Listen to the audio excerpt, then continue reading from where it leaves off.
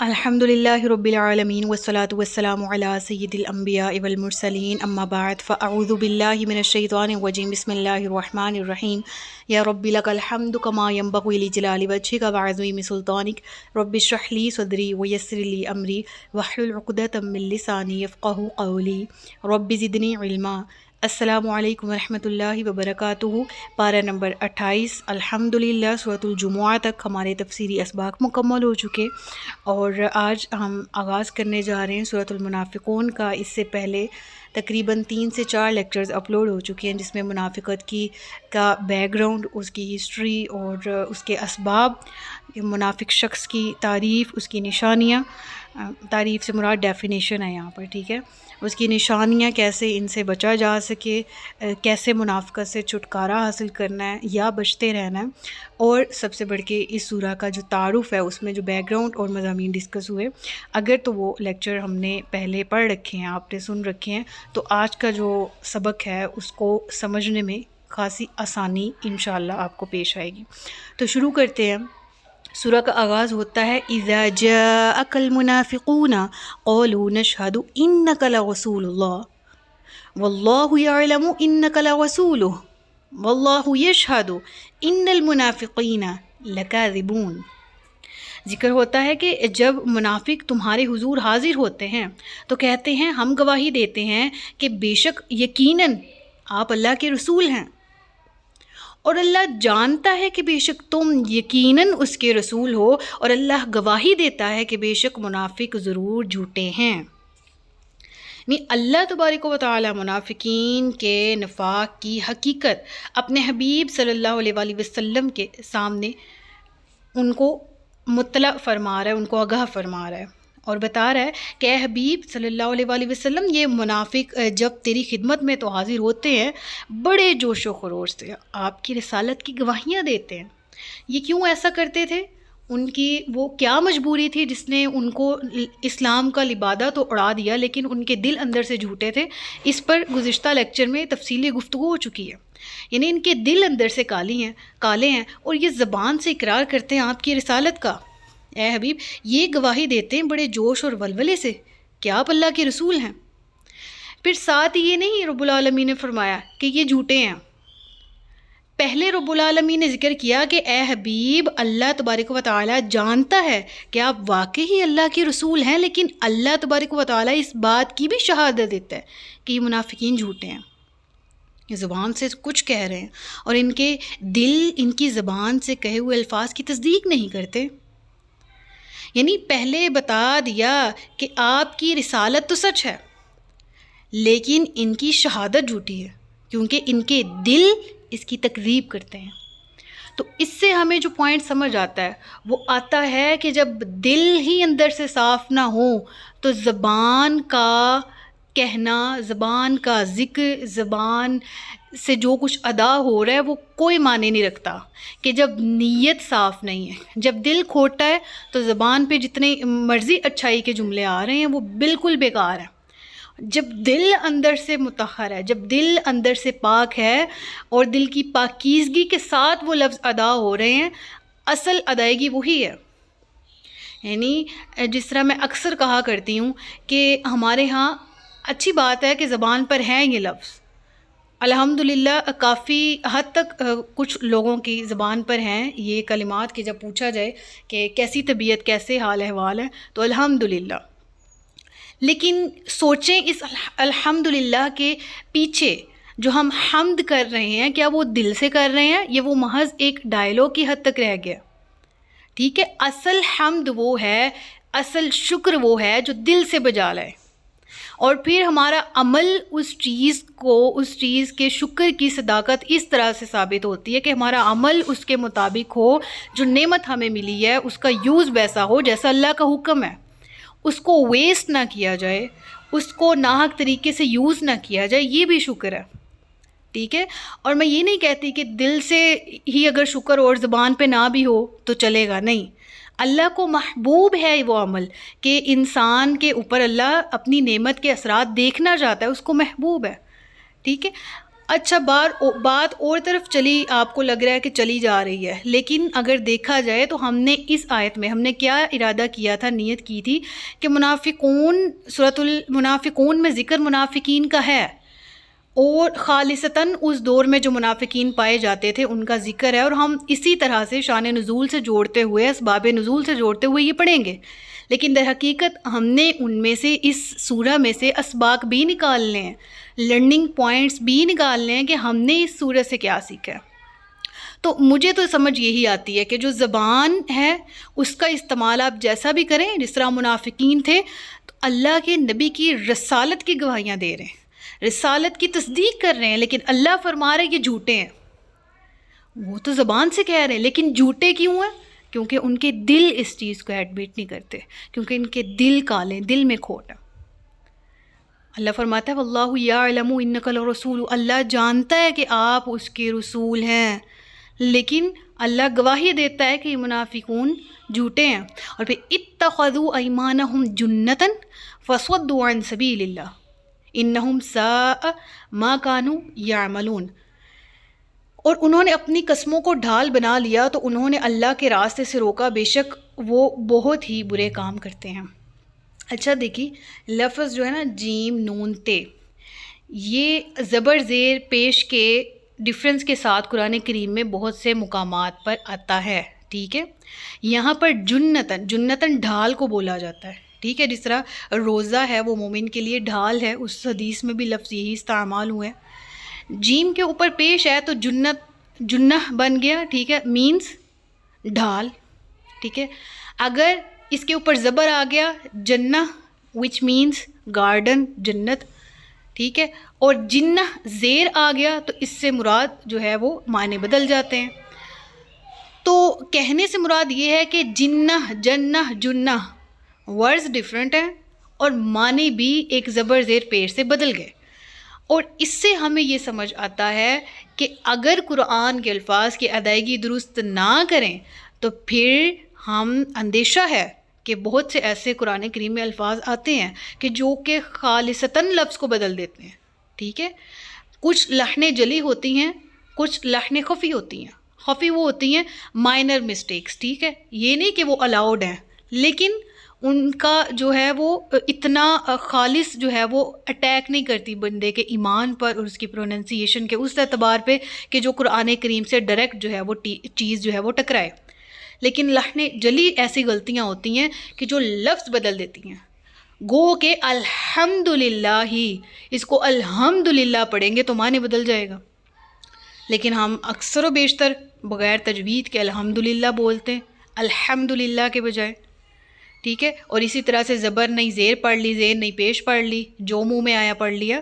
تو خالصتاً قرآن کی ادائیگی کو درست کریں اور اپنی اولادوں کی بھی قرآن کی ادائیگی درست کریں، اگر جانتے ہیں نہیں تو خود بھی سیکھیں، ان کے سکھانے کے لیے بھی اچھے اہتمام کریں، ان کو قرآن کی تعلیم دینے کے لیے بھی اچھے اقدامات اٹھائیں۔ بہرحال اب یہاں پر ذکر ہے کہ انہوں نے اپنی قسموں کو اپنی ڈھال بنا لیا، یعنی جھوٹا شخص جانتا ہے کہ لوگ میری بات نہیں مانیں گے اور اپنے آپ کو سچا ظاہر کرنے کے لیے وہ ضرورت یا بلا ضرورت قسمیں اٹھاتا رہتا ہے۔ یہی حالت اللہ فرماتا ہے ان منافقین کی بھی ہے کہ بات بات پر قسمیں اٹھاتے ہیں، اپنے آپ کو پکے اور سچے مومن ثابت کرنے کی کوشش کرتے رہتے ہیں۔ اللہ فرماتے ہیں کہ انہوں نے اپنی قسموں کو ڈھال بنایا ہوا ہے اور اس کی آڑ میں وہ طرح طرح کے فوائد حاصل کرنا چاہتے ہیں۔ ایک تو یہ کہ وہ مسلمان جو ہیں ان کے فوائد کیا ہیں کہ مسلمان ان سے وہی سلوک روا رکھیں جو اہل ایمان کے ساتھ روا رکھا جاتا ہے، اور ان کے مال، ان کی جان کی حفاظت کی جائے، مال غنیمت میں انہیں حصہ ملتا رہے، اپنے فوائد کے لیے وہ ان چیزوں کو یوز کرتے تھے، ٹھیک ہے۔ اور اس کے علاوہ وہ اپنے آپ کو مسلمان ظاہر کر کے لوگوں کو اسلام سے روکتے ہیں۔ جب کوئی شخص ان سے اسلام کے بارے میں مشورہ کرتا ہے تو اسے اسلام سے یہ کہہ کر متنفر کر دیتے ہیں کہ ہم تو خود بڑے شوق سے اس دین میں شامل ہوئے تھے، کئی سال گزر چکے ہیں، ہمیں تو آج تک اس دین میں کوئی اچھی چیز نظر نہیں آئی، ہم تو خود بڑے دل برداشتہ ہیں، خبردار تم نہ اس جال میں پھنس جانا۔ اس طرح اللہ فرماتا ہے کہ یہ اللہ کی قسمیں کھاتے ہیں، ٹھیک ہے، کس چیز کے لیے؟ تاکہ ان کا یقین کیا جائے، لیکن فصدوا عن سبیل اللہ، خود بھی رکے ہوئے ہیں، دوسروں کو بھی روکتے ہیں، یقیناً وہ بہت ہی برے کام کرتے ہیں۔ ذالک بانہم آمنوا ثم کفروا، فَطُبِعَ عَلَىٰ قُلُوبِهِمْ فَهُمْ لَا يَفْقَهُونَ. ٹھیک ہے، یہ اس لیے ہے کہ وہ زبان سے ایمان لائے اور پھر دل سے کافر ہو گئے، تو ان کے دلوں پر اللہ نے مہر لگا دی، تو اب وہ سمجھتے نہیں. اب یہاں پر اگین یہ چیز جو ہے میں آپ کے سامنے ہائی لائٹ کروں. قلوب قلب کی جمع ہے، قوف جو موٹائی سے پڑھا جاتا ہے. ٹھیک ہے، اب یہاں پر بات سمجھیے، قلب دل کے لیے یوز ہوتا ہے، جبکہ قلب کیف کے ساتھ یعنی جو باریک پڑھی جاتی ہے کیف، اس کے مراد کیا ہے؟ کتا. تو اب آپ قلبن پڑھیں گے وچ مینس ہارٹ، اگر آپ قلبن پڑھیں گے وچ مینس ڈوگ. تو اب آپ اس سے خود اندازہ لگائیں کہ ہماری تجوید کتنا میٹر کرتی ہے قرآن کریم کو سمجھنے، سیکھنے، پڑھنے کے لیے. بہرحال اللہ فرماتا ہے کہ یہ اس لیے ہے کہ وہ زبان سے ایمان لائے اور پھر دل سے کافر ہو گئے، تو ان کے دلوں پر مہر لگا دی گئی، تو اب وہ سمجھتے نہیں ہیں. اس کا ذکر گزر چکا ہے کہ ان کی منافقت کی وجہ سے اللہ فرماتا ہے ان کے دلوں پر مہر لگا دی گئی ہے، ان سے حق پذیری کی استعداد ہی چھین لی گئی ہے، اور ان کے دل کی وہ آنکھ ہی اندھی کر دی گئی ہے جو نور حق کو دیکھ سکتی تھی، دیکھ کر پہچان سکتی تھی. یعنی پھر یہ قوت سلب کر لی جاتی ہے جو فطرت کی طرف سے انسان کو ودیت کر دی جاتی ہے، جو آلریڈی فطرت کی طرف سے انسان کے اندر جو ہے نا وہ ایک چیز انسٹالڈ ہے. وہ کیا ہے؟ حق کی معرفت، حق کی پہچان.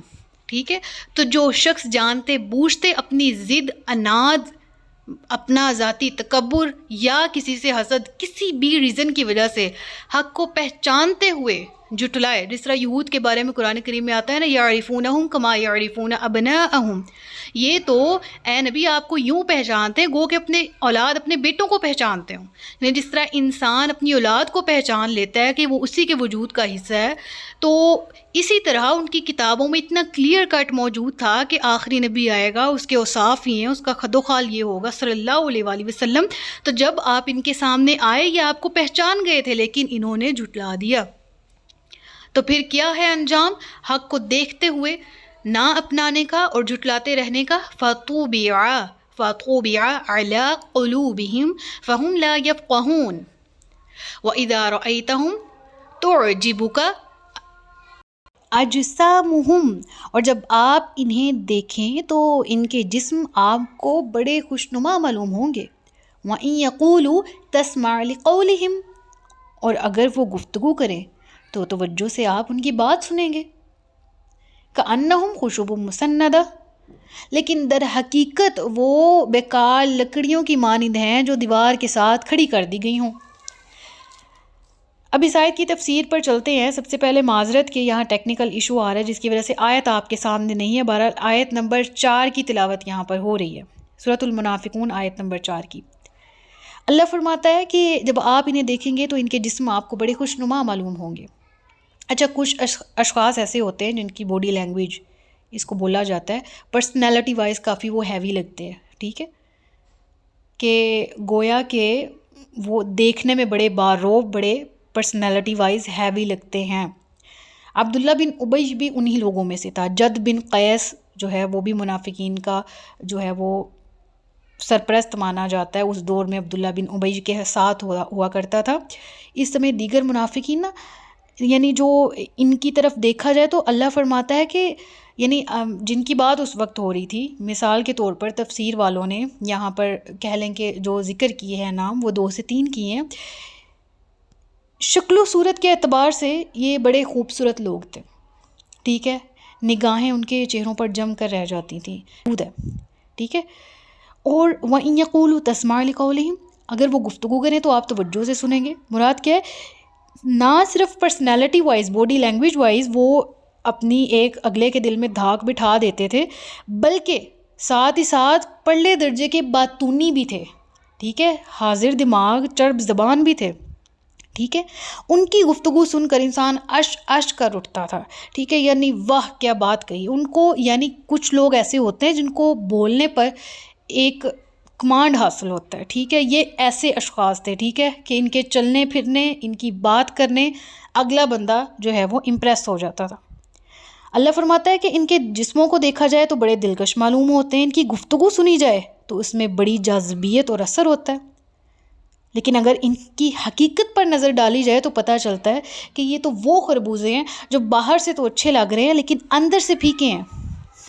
اور اسلامی کمالات تو دور کی بات ہے کہ ان کے اندر موجود ہوں، جو اسلام کہہ رہا ہے یہ تو انسانیت کے لیول پر بھی پورا نہیں اترتے.